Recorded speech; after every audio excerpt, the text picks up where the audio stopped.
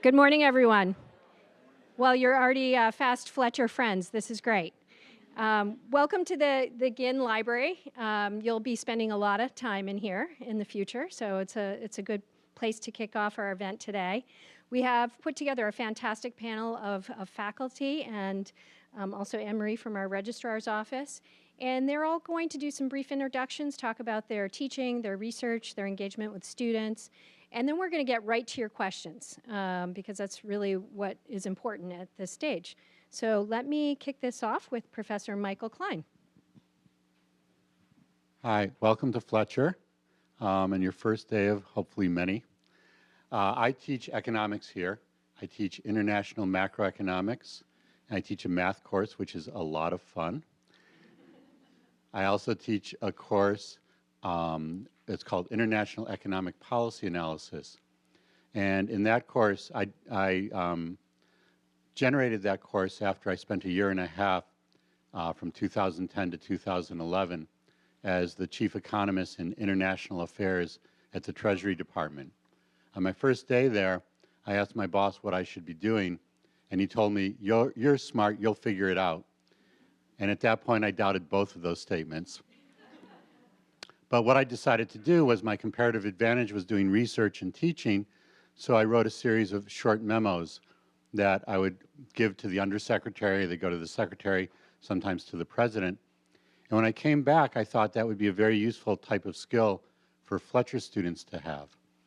So a very large number of our students take econometrics and statistics because they understand that it's a really important skill, and we're fortunate to have two really terrific teachers for that.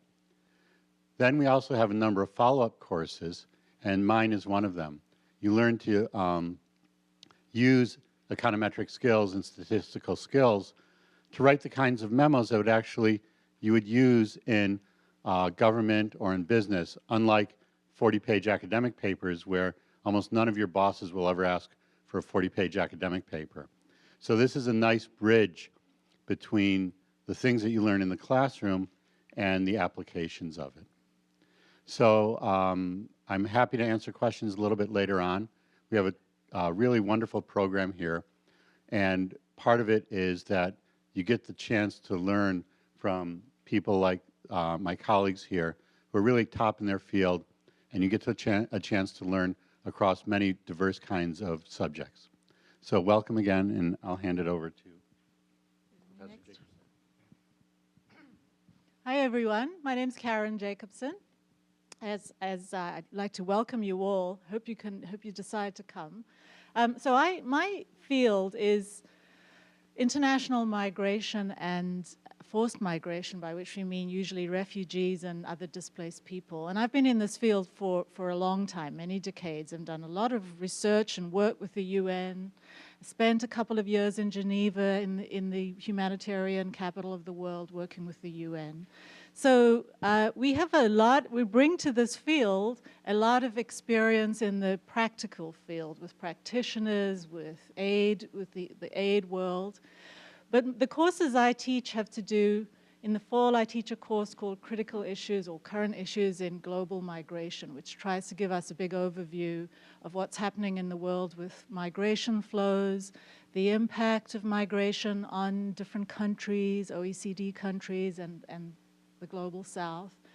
And we try to understand the political context of comparative migration policies. So we try to look at how different countries have responded to migration, what the context is in those countries, and as we know in our own country, the new political atmosphere and administration is bringing a very different perspective to migration than the previous administration. That is also happening in Europe, and the ripple effects are happening in the South. So we're trying to understand this global context for migration flows. But then in the spring, I teach a course on forced migration, which focuses more on refugees and internally displaced people, and looks at current migration crises, especially in the Mediterranean, but more particularly in sub-Saharan Africa and elsewhere.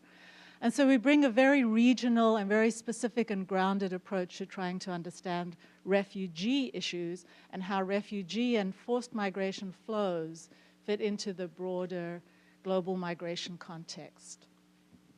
And then I teach a course that's called An Introduction to Field Research, because I really am a field researcher, and most of my work has been trying to understand what happens in the field at the ground level, what happens to refugees and in countries of first asylum.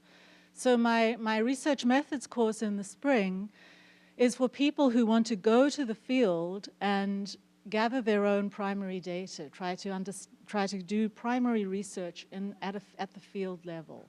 And it's a course, it's a simulation-based course, so we give you very practical understanding of how to collect data in the field. It's a very different field now. The world is a very different place than when I was a graduate student, and we try to understand what is possible to go out into the field and collect data now. What compromises do we have to make? How do we have to do it practically?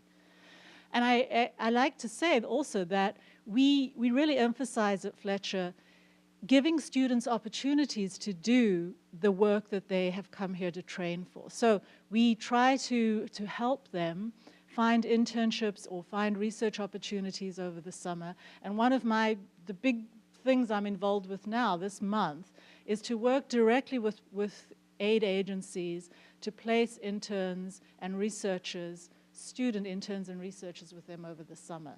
So that's a big piece. We really value this practical aspect to understanding the broader theoretical and methodological issues. So I really hope you come, and I'm very happy to talk to you all afterwards. Thanks.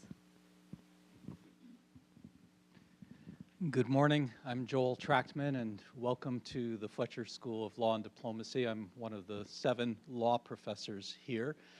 And we see law as a part of the interdisciplinary policy sciences that Fletcher teaches and applies in a combined way to international public policy problems. So we have history, politics, environmental policy, migration, economics, but law is a tool of application of all of those things, and something that we study to address existing problems.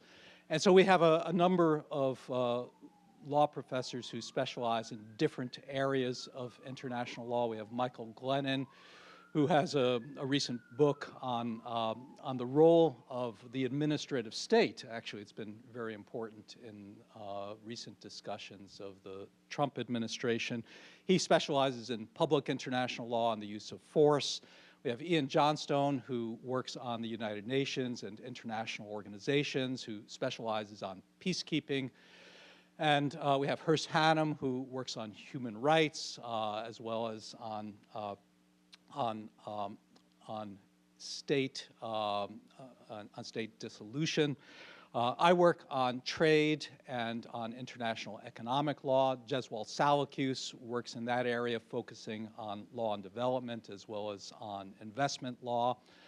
We have Tony Chase, who works on civil-military relations and treaty behavior, and a number of additional faculty who work in this area. So it's a full program in international law, but it's a program in international law that harnesses and is harnessed by the other disciplines here. And so I think it's a unique part of our education that you learn how to actually use your public policy studies in implementation, learn about constraints. One of the things that you might be observing today in connection with the Trump administration is the question of what the president can do under United States foreign relations law, as well as what the United States can do under international law. So as an administration makes policy, there are legal constraints and opportunities that are critical to decision making.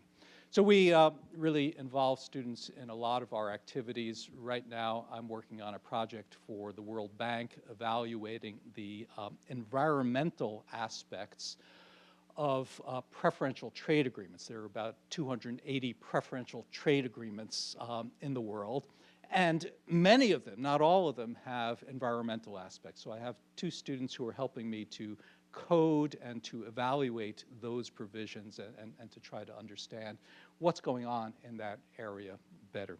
I look forward to your questions and to having you at Fletcher. Good morning, everyone. My name is Kelly Sims Gallagher, and I'm a professor of energy and environmental policy here at Fletcher. I also direct our Center for International Environment and Resource Policy, which is known as CEIRP, little awkward acronym.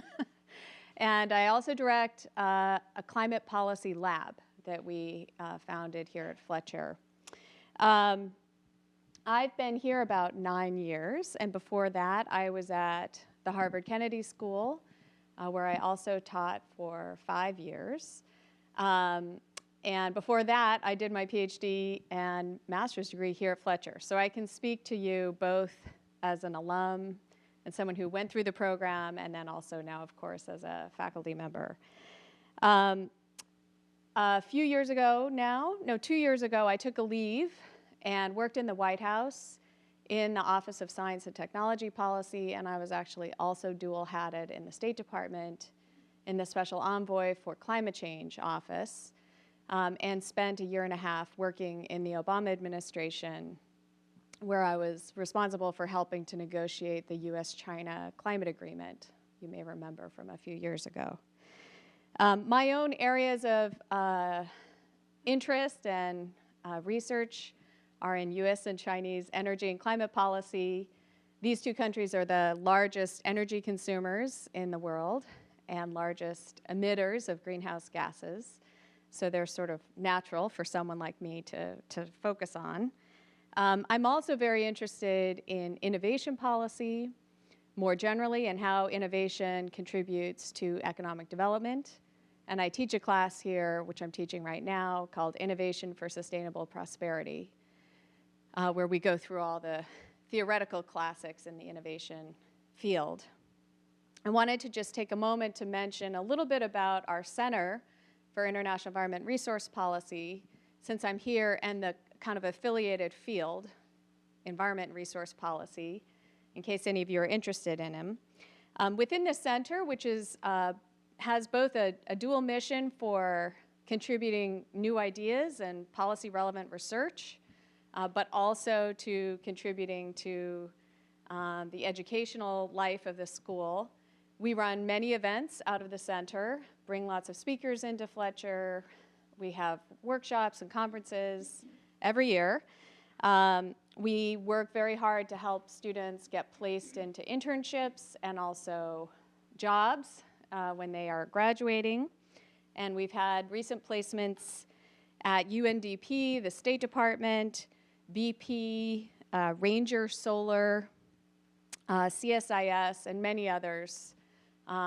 In our field, our students tend to be half business-oriented and placing into those types of fields, and half going into government or think tank type arrangements.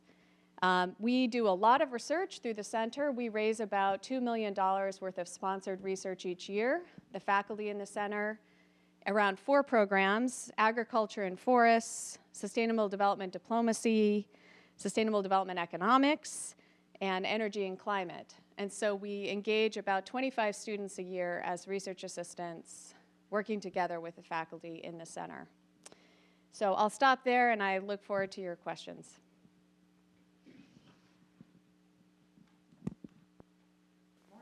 Well, first of all, congratulations. The sun has come out for the first time in memory, just to welcome you all to the greater Medford area. I'm Salman Khan. I teach international history and Chinese foreign relations here. The Chinese foreign relations part is probably pretty straightforward to explain. It's an important country, as Kelly pointed out, and we need people who are going to be future policymakers or informed citizens to understand it. So I teach courses on Chinese foreign relations, 1644 to the present, on the assumption that you can't understand what's happening in China today without understanding at least what happened in 1644. The other class I teach that's China-related is a class on China's frontiers, where we track all sorts of things: migration, climate shifts, trade patterns, good-for-nothing people like myself who just cross back and forth across borders for the fun of it and bother states all the time. And the idea is to get students, especially students with language skills or a deep interest in the area, to really delve deep and see what they can produce in terms of research, in terms of an acceptable policy memo. The history piece came more by accident, but has proven to be fun over here. I teach a course called The Historian's Art in Current Affairs. And the notion when I set about peddling it was that to understand what's going on in the world, some of the tools historians use are useful, perhaps even indispensable.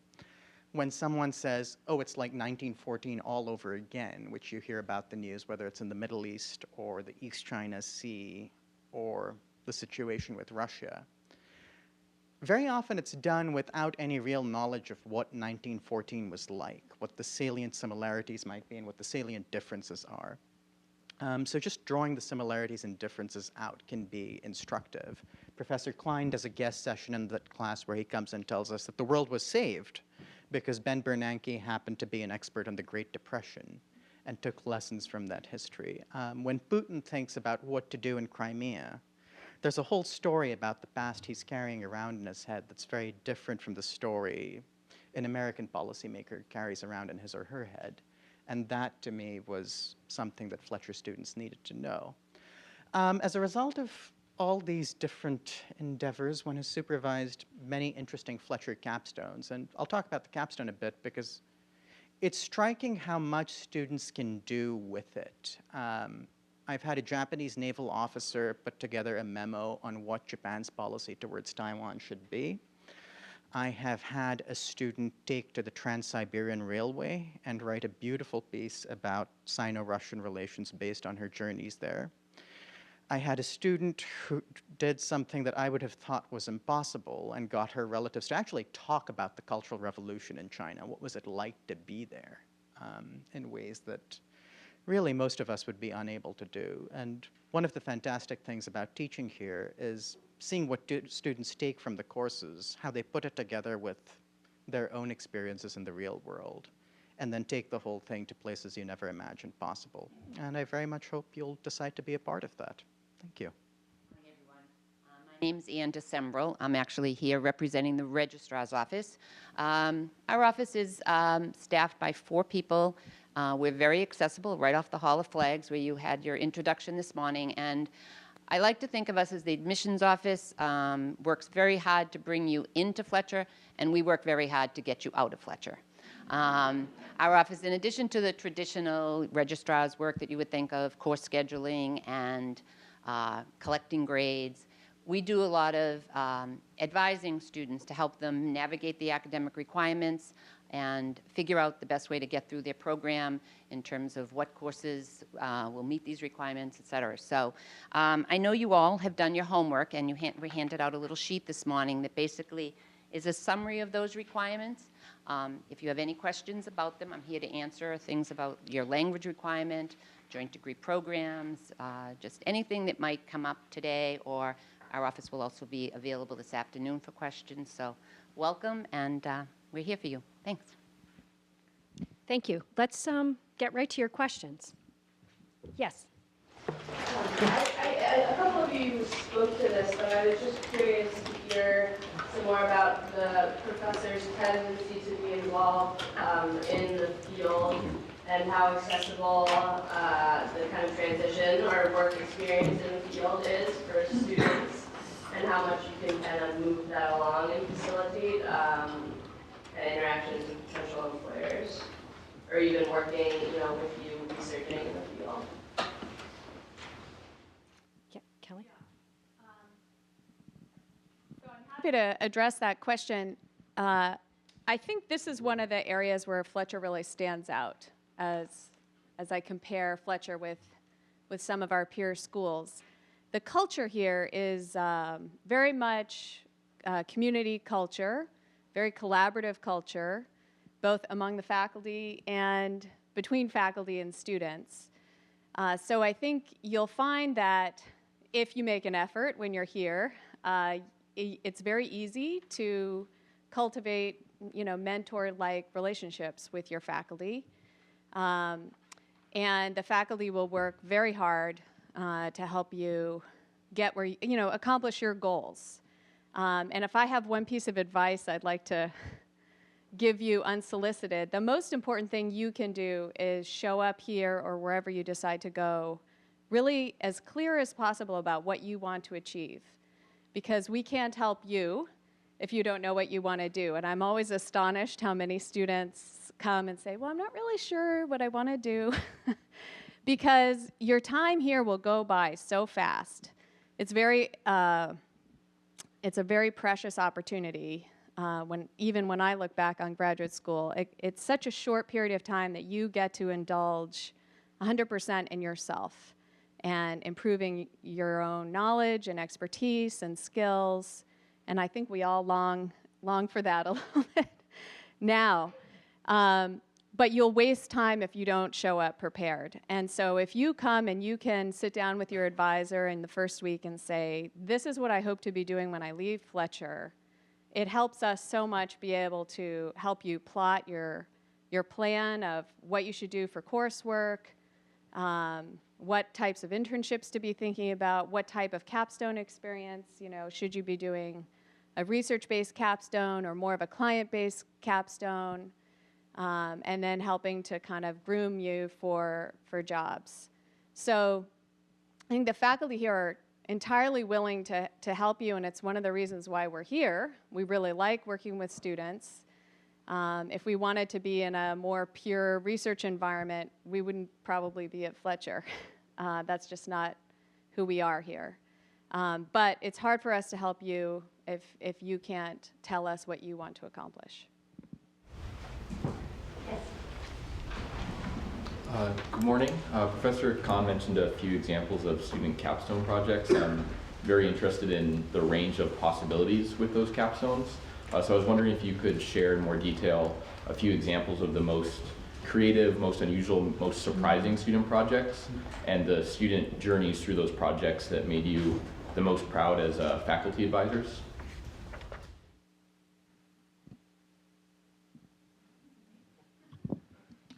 Great question. So capstones are a really important part of us, as Professor Gallagher said, of us trying to help push students into the job market. So I'll give you a couple. I now have two members of the Greek government in my class, and who I'm also supervising. And one is from the Ministry of Foreign Affairs and one is from the police department, whichever that department is. And both are writing policy-based capstones, looking at the Greek response to the migration crisis in Europe. And they will go back to their ministries with this capstone in hand, with a policy brief and various other memos and so forth, that they will take back to help shape their government's migration policy. So that's one set of examples of sort of policy-based capstones. Another example would be I have students who are really interested in how refugees support themselves in countries of first asylum, especially in protracted situations where they've been there for a long time. So I've had a couple of students over the years look at refugee entrepreneurship, and particularly looking at issues of how they have found niche markets in their countries of first asylum. So how they have identified opportunities for economic, for livelihoods that draw on their fellow refugees' cultural needs. So for example, music and food and hand henna painting and so forth, that they have parlayed into economic opportunities. So this student, she looked at a couple of cases of where this has happened as a way to promote to program development or policymakers how to take forward the issue of refugee livelihoods, which is one of the biggest issues now. So these are just a couple of examples of how people are developing capstones in unusual areas, which they can then parlay into work opportunities later. And just to also follow on what Professor Gallagher said, is that we as faculty really see a big part of our job as to promote network connections that we have, and that also one of the biggest pieces of coming to Fletcher is that it's sort of like this major asset that you have, which is the Fletcher alums. When I started at Fletcher back in early 2000, there was X number of alums. That's by orders of magnitude grown now. So now the Fletcher Alum Network globally is really a phenomenal institution. And those alums are incredibly active in working with students who graduate to help them fit into the network. I would say that's one of the most potent assets that Fletcher has to offer. And we as faculty work closely with those alums. I'm in contact with at least 40, closely in contact with 40 alums who are in major senior leadership positions now and can really work that system. So I think that's just a huge piece. And also because, as Professor Gallagher said, we are not a huge organization like Kennedy School, which has hundreds of faculty and spread all over the place. It's a pretty tight-knit faculty and students who work very closely with each other over the years.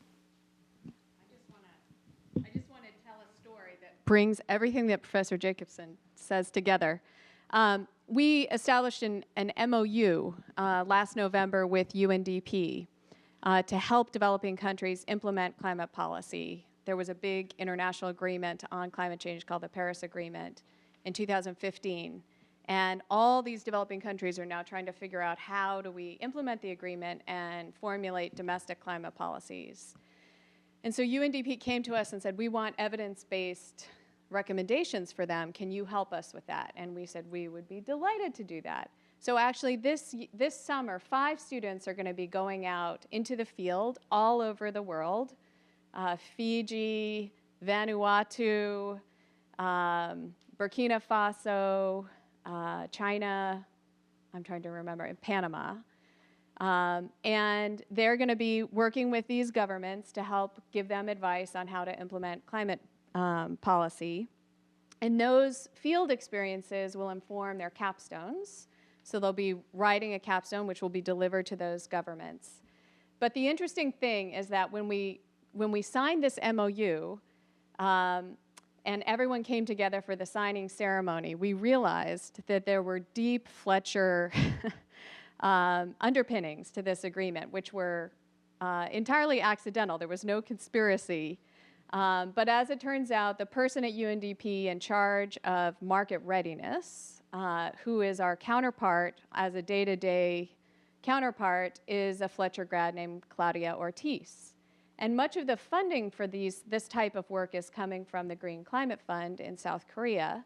And it turns out the person who provides the market readiness grants is another recent graduate from 2 years ago, Min-Soo Kim. So altogether, this set of Fletcher grads is really, in a way, responsible for helping to deliver this kind of climate policy.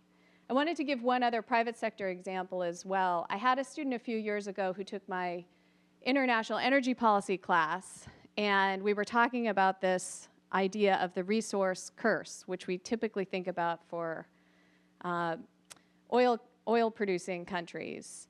And he had this idea, he was a German student, I wonder if there's a resource curse for renewable energy. So he wrote his capstone, it was a very good capstone. I encouraged him to submit it to a scholarly journal, and so he submitted it to Energy Policy, and it was accepted and published. And so he had a peer-reviewed publication that he could take with him on the job market. And he went back to Germany and interviewed at Siemens. And he was the only person interviewing for this job, which was to develop strategy for wind energy at Siemens. He was the only one with a peer-reviewed journal article like this. And he said that's what got him the job. And so it's kind of ironic because he did a very academic thesis, very scholarly thesis, but it translated into him being able to demonstrate that he really had expertise, and that was valued by this major corporation. If I might just add a little bit, the capstone is kind of an opportunity to bring together your Fletcher education in terms of the different disciplines that we study here, but also in terms of theory and practice, and to produce a document that combines your studies in a particular area. So I just want to give a couple of examples of capstones that I've worked on that I think exemplify that. Last year, I supervised a capstone on geo-blocking in the European Union. Geo-blocking is where you block access to the internet in order to price discriminate. And it raises questions about the effectiveness of the single market. It has business aspects, economic aspects, and important legal aspects. And the student who prepared that, like the student that Kelly just described, wants to work in that area, and she published her article in the Fordham Journal of International Law. So it was a useful article, and an article that I think is unique to the Fletcher experience in that it wasn't a pure law article, but one that put together economics and business and strategy. Another paper that I recently supervised that I think is also telling is a paper about the Greek debt crisis and the Argentine debt crisis and the Puerto Rican debt crisis, trying to compare the institutional and economic contexts of those different debt crises to suggest what kinds of responses in terms of a global sovereign debt restructuring mechanism might have been appropriate for Greece or for Argentina, and comparing that to the situation of Puerto Rico, which of course is part of the United States. So there's a great diversity, but it's really an opportunity to show that you're a Fletcher graduate who can bring together multiple disciplines and apply those disciplines to public policy questions. Professor Khan? I opened this can of worms. So I'll answer the part of the question that I think was most interesting, which was what makes a creative capstone? And having done this for a bit now, how many people here know who David Halberstam was? Who was he? Journalist. What's he famous for? Vietnam. David Halberstam wrote a book called The Best and the Brightest. He also taught a seminar here and disagreed with the then dean, who was a fervent promoter of the Vietnam War. But the book became a bestseller. If you come here and take my course, you'll read excerpts from it. And he talks a bit about how he got to the book and realized it would be a bestseller. And he was at this cocktail party, and standing there was Theodore White, who had been an idol of his for eons. Theodore White was a famous journalist in China, had just come out with another bestseller that was Thunder Out of China that he'd co-written. And Halberstam wandered up to him, trying to pick up his courage to address Theodore White. And then this other guy walks in and asks the sort of question that you're not supposed to ask. It's one of those impolite questions that's on everybody's mind, but you don't really say this. But this guy comes out and says it. He says, what makes a bestseller anyway? And Halberstam says, I was surprised by White's answer because White said, it's a book that burns in your belly. It's something that you have to write before you can move on to anything else. And at that moment, Halberstam, who was working on The Best and the Brightest, realized that's what he had on the table. That's what he was working on. It was a book he could not give up till he could not move on till he had done this. And a good capstone is a lot like that. It's something that's a spark in a student's eye. It's this itch that the student cannot get away from. I really want to know what those stories told to me about the Cultural Revolution meant. What did they actually go through? I can see the Siberian taiga in my mind's eye. I want to walk it and taste it and touch it. That makes a good capstone. And that goes back to what Professor Gallagher was saying about knowing what you want. Regardless of whether you go here or anywhere else, figure out what it is you want to do and what it is that you alone can do. And that'll make the capstone in graduate education meaningful. Great. Next question. Yes, and Nick. I was just wondering if you could speak to the level of experience that the students come in with, especially perhaps some of the students who come in with a lot of experience, whether MAs or MALDs, how that enhances the classroom discussion, how that enhances, from your perspective, teaching these classes.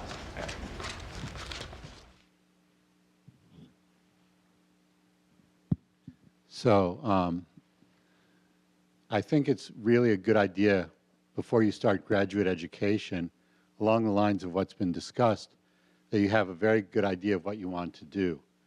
And a way to do that is to have experience. Then when you come to your graduate education, you not only have a sense of what you want to do, but as you learn things, you can put it in a good context. So I think the provision of context in that way is really important. What we do, what I often find in my class, is that students know a lot of things, but they don't see how it hangs together. So I think what a lot of we do at Fletcher is offer frameworks for people who have sort of these ideas of disparate things, and they have a sense that there's a linkage amongst them, but they don't really see how. And then sometimes, you know, when you're teaching, you actually see the light bulb not go out. Those are the bad days. The light bulb go off, and all of a sudden you start seeing somebody's face that, oh, now I see why these things are linked. Or I understand why people, when they talked about this, talked about that as well.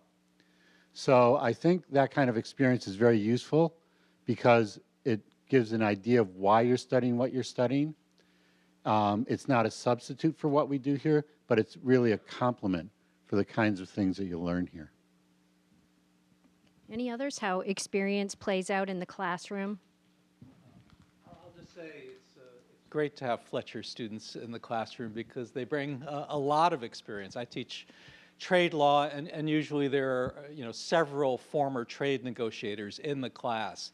And it's terrific to get their experiences. Sometimes it's nice for me to be able to add more of a broader and theoretical framework for understanding that experience, as Professor Klein has said, but it's great to get that experience, and I think the students share those experiences quite actively and productively.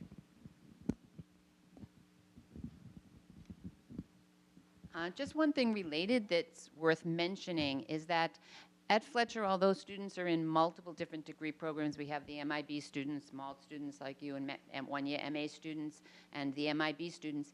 Everyone at Fletcher takes classes together, so that when you're in the classroom, there are no restrictions that, oh, only MIB students can take that class, only LLM students can take that class. There's only one class at Fletcher.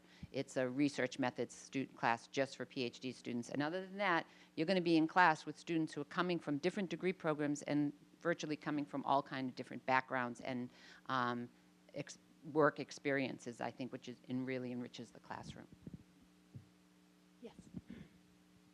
I just want to add to that answer about students with experience. I think one of the nice things about Fletcher is you can bring that rich experience that you have and then explore new ideas and new approaches. And the person I have in my mind is a student from the Chinese government who was here a few years ago, who took my class on climate change policy. And he was a negotiator, just like Professor Trackman was just talking about, and had negotiated for years on behalf of the Chinese government in international environment negotiations. And he ended up writing 2 capstones while he was here. He wrote one that was going to be delivered back to the Chinese government as sort of the deliverable for his time here.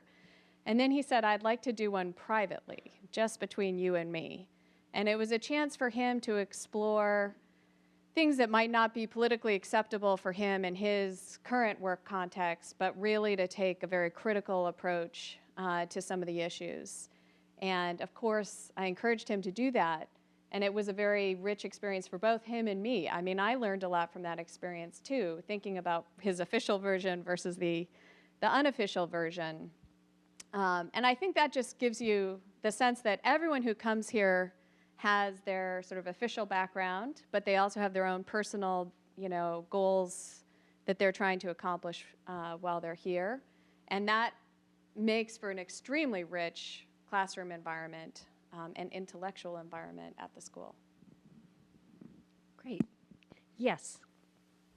I had a question relating to the summer internship between your first and second year. If a student wants to pursue an internship overseas, is there an opportunity for funding? And also, is there like a process in the sense that do we need to develop a scope of work, or do we just apply online for an internship? So I can take that one. We're going to spend a lot of time later today talking about that. Our career office runs a summer internship funding program. You have to have secured an internship that's unpaid or low paid, and they do have some funding to help support summer internships. And our students go all over the world. I think we had students in 52 countries last year for summer internships. We also have funding at the school to support experiential learning, either capstone research, conference attendance, other activities that relate to your educational experience, but might not be an internship. So there's some funding for that as well. But the Career Office will talk in great detail today. Yes? Hi, again. I was wondering and this obviously varies for different students, but what is the difference between, what happens to students at Fletcher sort of between the time they come in and they exit, sort of what is the pain point that Fletcher solves, and how do people change, and sort of how does it add, what problems does it solve for students?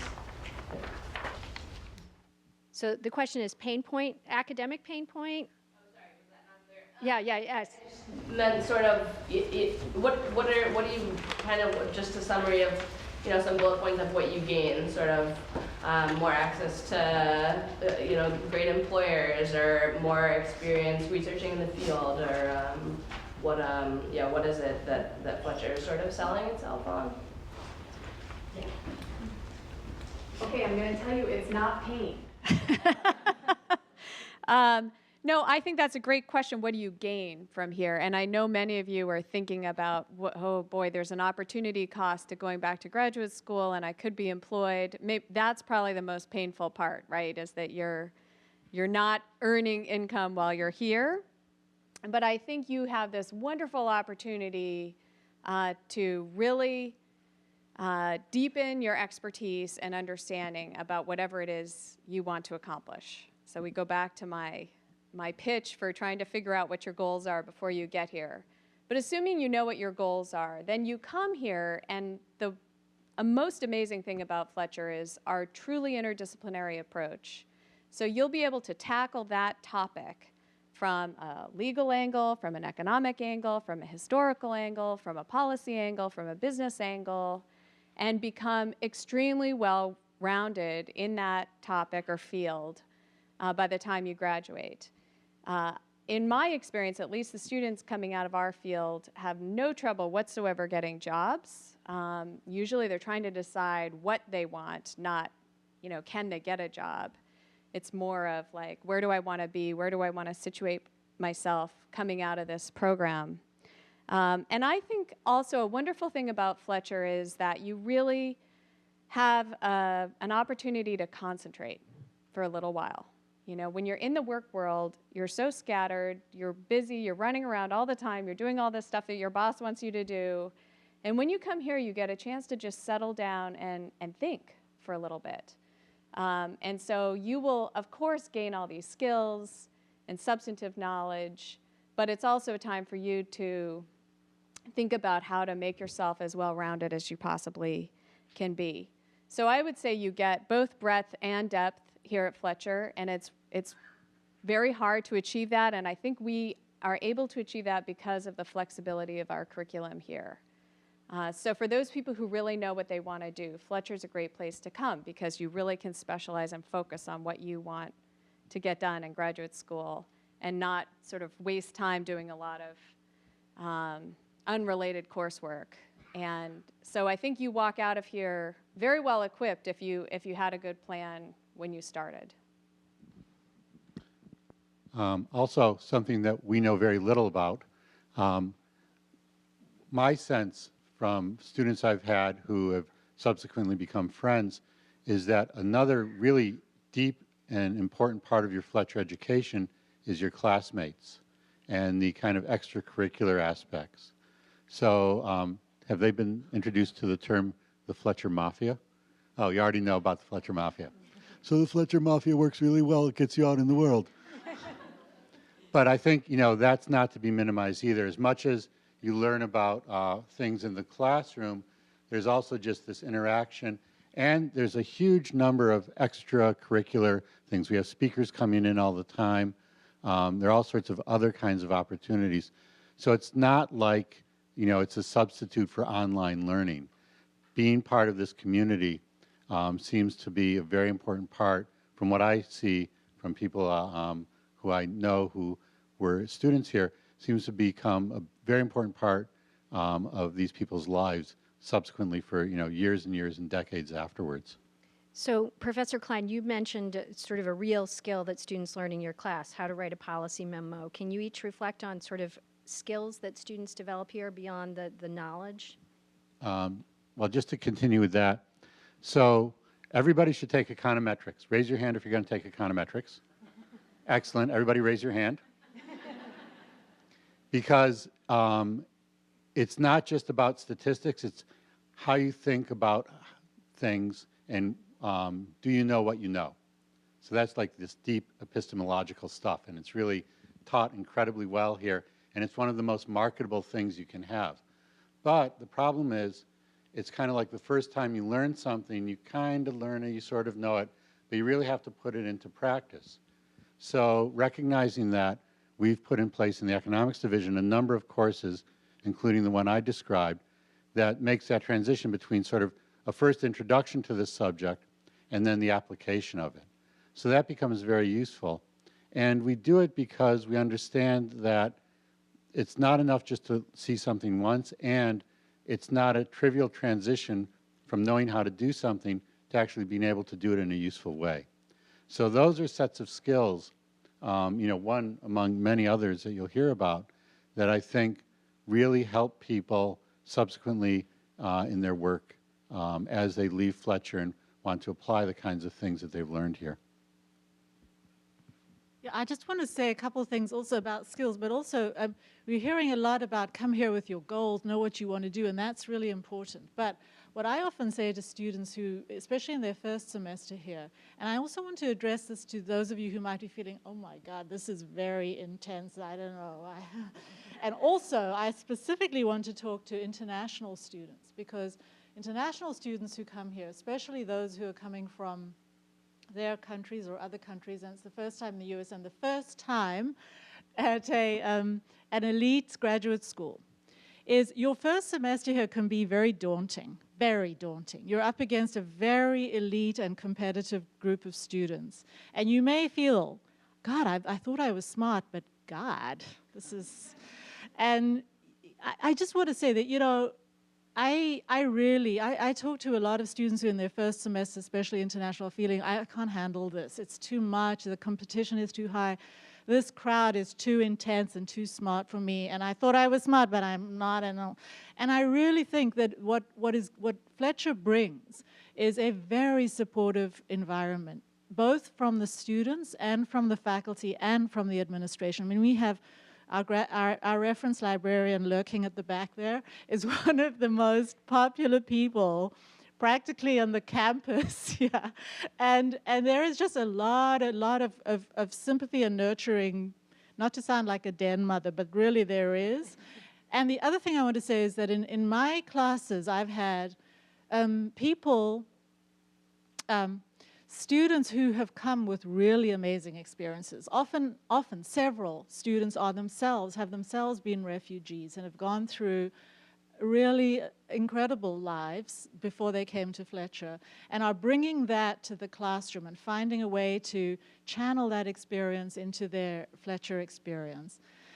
So there's a lot of skills building and targeting and strategizing to get to the job. But I also think it's really important in your first semester that you give yourself just a minute or a couple of weeks or a month to just take a breath and look around and go beyond or think more broadly about what you might want to study or do even in your life. Because this is the last time, unless you go on to a PhD, this is the last time you're going to have time to just reflect and sit and think and read a lot. Because you're never going to have this much time to read when you leave. When you're in the works field, you're not going to be reading, sadly.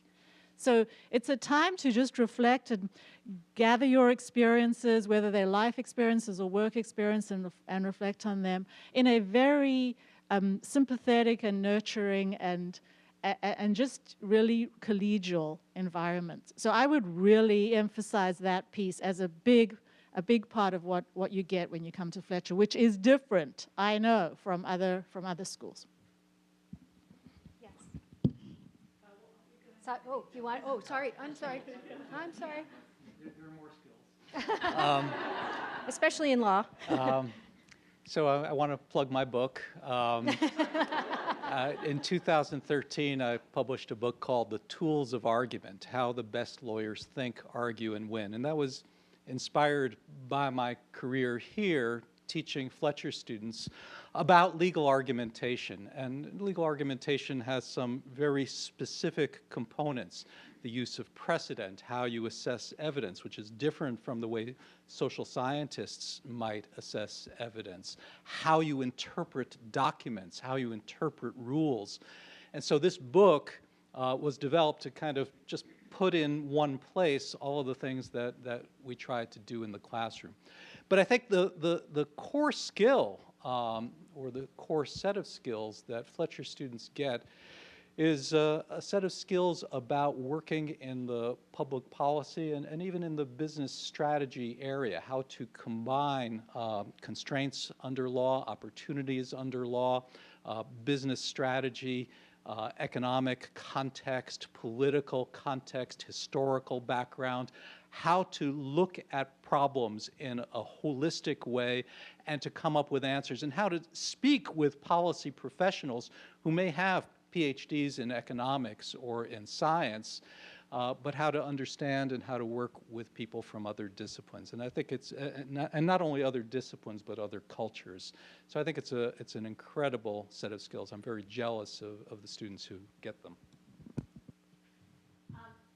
In the environment resource policy field, we do a lot of problem solving. It's actually a very applied field, and our intro course is called Environmental Problem Solving. And the idea is to give you a set of tools so that you can do back of the envelope calculations, you know how to analyze sort of any problem that comes at you.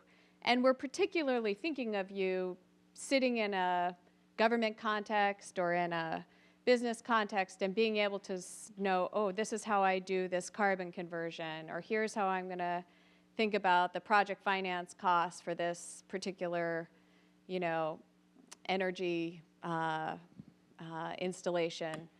And all of those, we get so many letters back from students saying, oh my gosh, those problem sets were so annoying, but wow, I use them all the time. I use these skills all the time.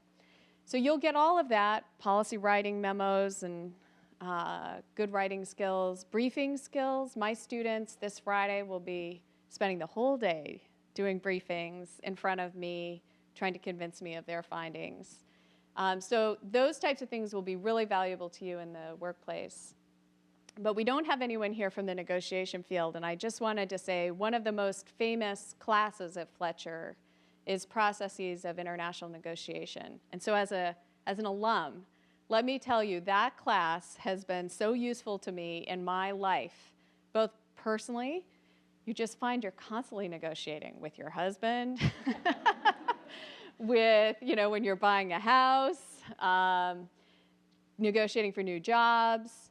And then I found, as I was negotiating with the Chinese on this international climate agreement, I felt like I was 10 steps ahead of everyone. On the US side, all of my partners in the negotiation, and on the Chinese side, because I could tell we had all of these things. We had ripeness, we had a BATNA, the best alternative to a negotiated outcome. All of these things you'll learn about in the negotiation class, trying to develop mutual gains and a negotiation outcome. You'll find you use those types of skills in all aspects of your life when you leave.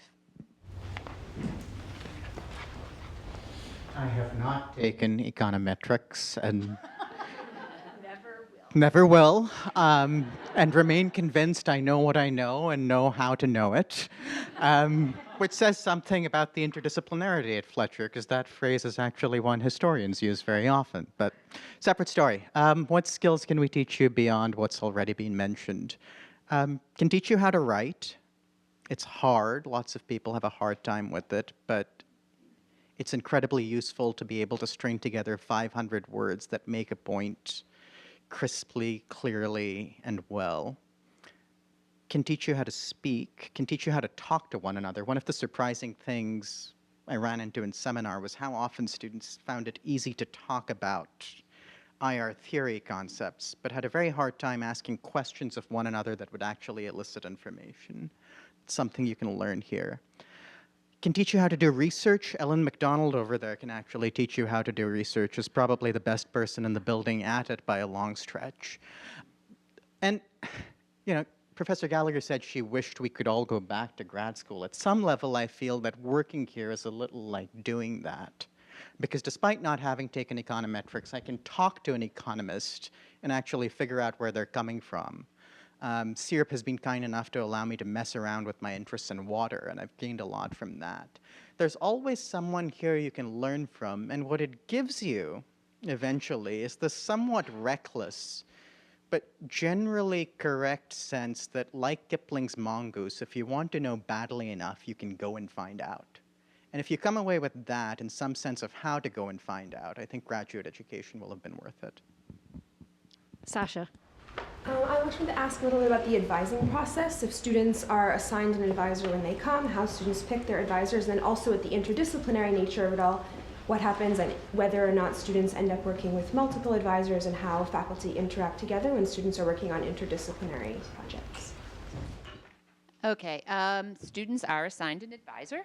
During the summer, the registrar's office, or maybe in the late spring actually, the registrar's office will solicit information from you, one of which is what your choices for an advisor. We do try to give you your first choice, but you know, as first come, first serve, you may get your second or third choice, or sometimes you may have been traveling and we have to assign you an advisor based on who's available. And that person is your starting point. Students, there is nothing you actually need your advisor for to sign during your time at Fletcher, so you're free to move on and talk to all faculty. I'm sure the faculty will basically reiterate that. Our faculty are open to speaking with all students. So although you have an assigned advisor, and we'd encourage you to meet with that person early on, be prepared when you go, as they said, you know, have an idea of the kinds of questions you want, maybe send them a copy of your resume so when you meet with them they have an idea of who you are. But after that, you might just say, you know what, that was a great conversation, but I'm really like this professor that I have in a class and I want to reach out to that person. They're more than willing to advise you. So it's a very open system. After your first assignment, you can move on to any other faculty member or talk to as many faculty members as you wish. Your capstone advisor is not the advisor that you were assigned. That's an important point. Basically, you can work with any faculty member on your capstone, and as I think everybody sort of pointed out, basically there are no restrictions on capstone, so there's no restriction on your capstone advisor. You just need to find someone who's interested and willing to work with you. And I'd let the faculty probably talk a little bit more about how the advising process works from their end. Well, I think that was just exactly right, that you're assigned an advisor, but because we're a small community and a very open community, it's typically the case that people don't have that advisor, except by happenstance, as the main academic advisor or the person who supervises his or her capstone. So I wouldn't worry too much about that, because, you know, when you come here, you'll find the courses and the people who are most interesting to you, and you can approach them for, you know, truly what you need for your academic advice. Yes. Kat. I think there are only 2 of us here for the one-year mid-career MA program. Could you just share a few words of advice on how to make that program work well, other than putting on one's running shoes?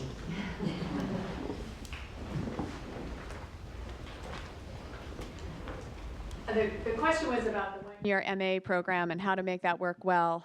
I would say you need to be especially clear about what you want to accomplish, because it's hard to get everything fit into 1 year. And you can reach out to professors and potential advisors ahead of time and even start trying to think about it over the summer, plotting out your course plan and thinking through, you know, what you want to accomplish while you're here, so that when you get here you can hit the ground running. I think the main challenge is just time. I think you'll feel just as much a part of the community here. And,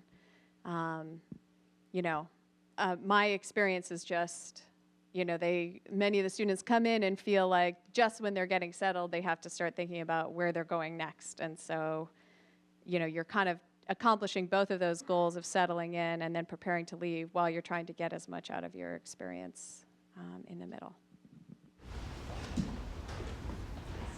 Right in the back, and we'll come to you, and then we'll have to wrap up. In terms of workload for students, how well are students able to balance a full course schedule and working or interning in addition to that? Depends on the student, is the very unhelpful answer. Some students are fantastic about balancing everything.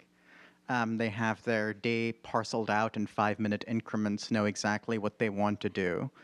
Others come here, get overcommitted, find themselves in fascinating conversations, which is a good thing. We want you to find yourselves in fascinating conversations. But then find that they haven't done the reading or the midterm preparation is not quite where it should be. And that's just something to be aware of. It is possible to balance everything a Fletcher student does. I had one student, a one-year MA actually, who said Fletcher was like a vacation. He worked in one of the Singapore government ministries, so to him this was his time to kick back and relax, which is odd, but there you have it. But honestly, it's entirely up to you. There are people who can help talk to you about how that's best done if it's a problem at any point. So there's always resources here for that kind of issue. Yes. Yes. Hi. So sometimes the academic world can be seen as a bubble or an echo chamber. So I wonder if you could touch on the diversity in political and ideological perspectives in the classroom and the richness of that conversation.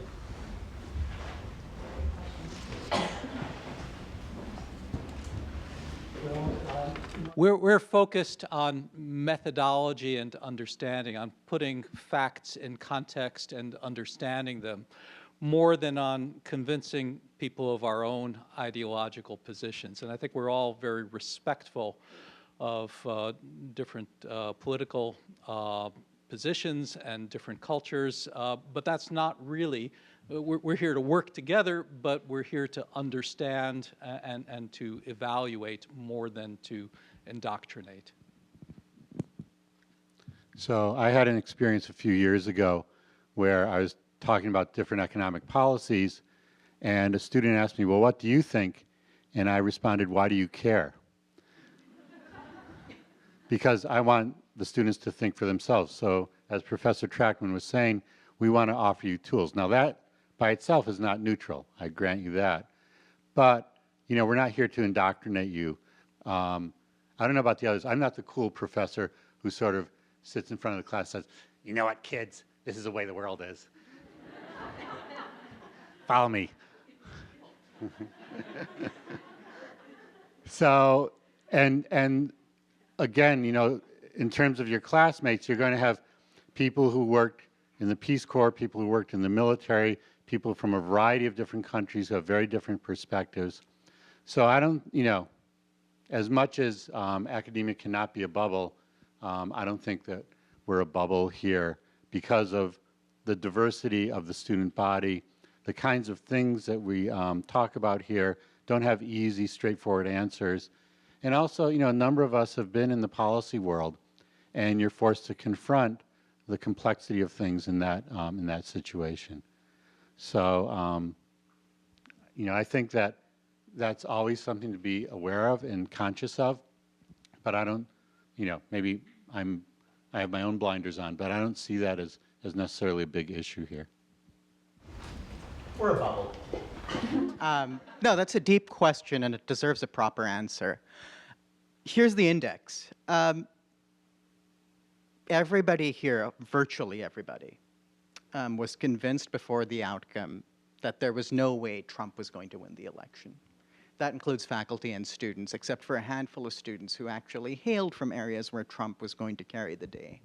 And that says something. That says something about how far the tools we use are useful. It says something about how far the information we gathered was accurate. It says something about an echo chamber. And I mean, we got it wrong over here.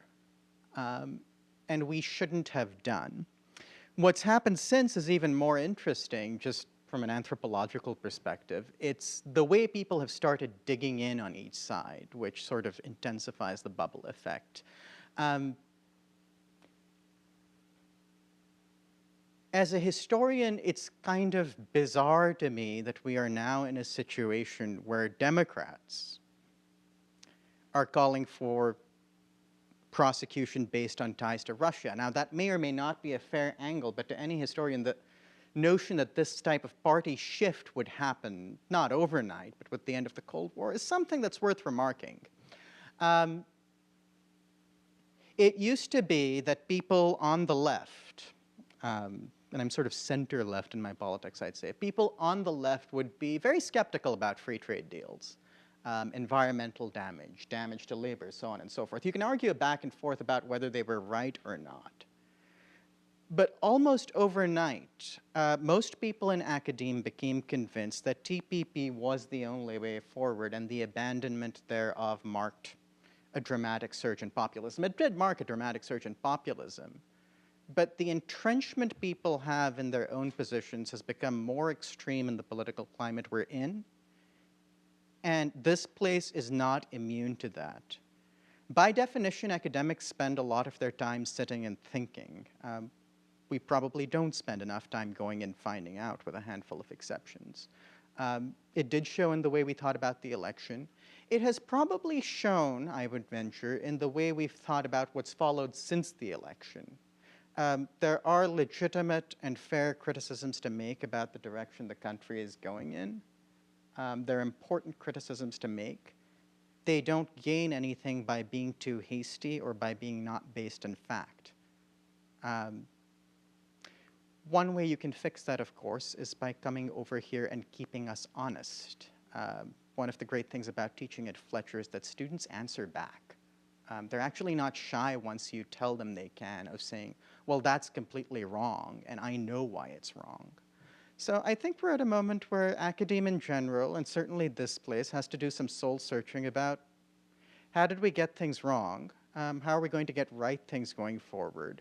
Do we have a mission to help things improve in this country going forward? I would say yes. There are academics who would say no. I think it has never been more important to do the kind of things academics are supposed to do, which is seeking truth, basically, with tools, with evidence, without indoctrination. And you all have a chance to be a part of that at a truly extraordinary time. So whether you come here or go elsewhere, please take that seriously. Okay, we have time for one last question, and I think there was someone in the back. Yes. Yeah, I was just going to touch on that point that Professor Khan was just mentioning, but it is a really interesting time to go to school now, given the current political climate and transition to the Trump administration. So I was just wondering, with the Fletcher School being so tied to current events and curriculums ever evolving, how you all, through the lenses of your respective fields, plan to incorporate these transitions into your individual classes and defining America, America's role in the world. It's interesting. I mean, I have my own politics. I don't think they're relevant for anybody here. But in terms of where I do see my own worldview coming, is in terms that I have been in this field of migration for years, and I see everything, the whole world, through the lens of migration. And that's why what I want people coming to my classes to see too, to start looking at the world in terms of migration. So to your question, this year, it used to be that I was all about international and global migration and what happens to refugees in other countries where most of the refugees are. But this year, because we've had this sort of seismic shift in migration policy here in the US, I've switched a lot of my thinking and focus to what happens in the US. So in my class, I've asked my class as their group projects to, and I have begun a project called Refugees in American Towns, which looks at the impact of refugees on American towns, how refugees have experienced their life of resettlement and their transnational links back home over time. And we are pushing up this project now, linking into resettlement agencies, to different government organizations, to mayors, to municipalities, and bringing the whole project to life in a way that because I see that as a very important piece of trying to understand migration in the world today, is what happens at the civic level, what happens at civil society level. So I've really changed the way that I teach my class and the way that I'm thinking about my research now because of that. So in that sense, I think some of us are really are kind of moving in ways in terms of our own fields to try to address some of these issues as concretely as we can, and you know, getting our students to involve themselves much more in the world. At least I am. I think that's a very important piece. So in January, I started a project called Econofact, an online site. It's econofact.org. And basically what we're doing is using simple economic analysis to look at policy proposals. So Professor Trackman, for example, wrote something about whether or not the border tax is in violation of WTO law. I wrote something about whether or not there's evidence that China is a currency manipulator. We have the one that came out today is about different measures of unemployment. So this goes back to what I said at the beginning, that these memos that we publish 3 times a week or so are using economic analyses to look at claims that politicians of both sides are making and asking whether or not there actually, you know, is a basis for this, either in terms of statistics and facts or in terms of the way economists think things link together. We have a number of student interns working for us on this. If we get enough funding, we'll have more. But that, I think, also is a good example of using the kinds of skills and tools and background knowledge that you learn here to actually address very, very timely topics. So that's just yet another example of the way in which there is an interaction between academia. We have 40 economists, academic economists, working on this, between academia and the policy world. And it draws very much on the kinds of things that you would learn in economics courses here at Fletcher. I just want to say one quick thing. You know, I think it's important to remember that the United States is just one of many countries. And I actually haven't changed much in my classes since the election, nor do I intend to, because my classes are very international and comparative. And so it's just as important to me to understand what's happening, you know, in India, Brazil, China, Europe, as it is to understand what's happening here in the United States. And they all, because energy and climate change and the topics I work on are globally interconnected topics. And so, of course, we need to think about how changes in administrations affect, you know, the outcomes. But one of the important things to realize about Fletcher is that, you know, our motto is the global perspective. And I think we take that very seriously here, trying to understand the dimensions of every issue from every single discipline and every single country. So while, of course, there has been a lot of soul-searching about the United States in recent months, I would say in general our approach is very much a globalist approach. I changed a bit in one course. The Historians Art, the course I mentioned, Taiwan Relations Act is obviously going to look a little different in the current age, and it should. And we've added a unit on the Trump presidency as contemporary history, which is basically going to be a giant exercise in fact-checking. What do you know and how do you know it? Which is kind of an important question right now. And if that works, might even offer a full course on that, still waiting to see what the results are. But the other thing I'll mention is that a lot of the impetus for change, this gets back to Capstone, see, we wind up right back where we started, came from students who said, what's going on? I want to understand what's happening. And a couple of them took their capstones in really interesting directions based on that, whether it was trying to understand what happened in Pennsylvania, or what is fake news, really. Other thing I'll say is, with so many international students over here, the perspective you get on what's happening in the United States is absolutely fascinating. And as things go forward here, it's only going to get more so. I want to thank our faculty for spending some time with us. Thank you.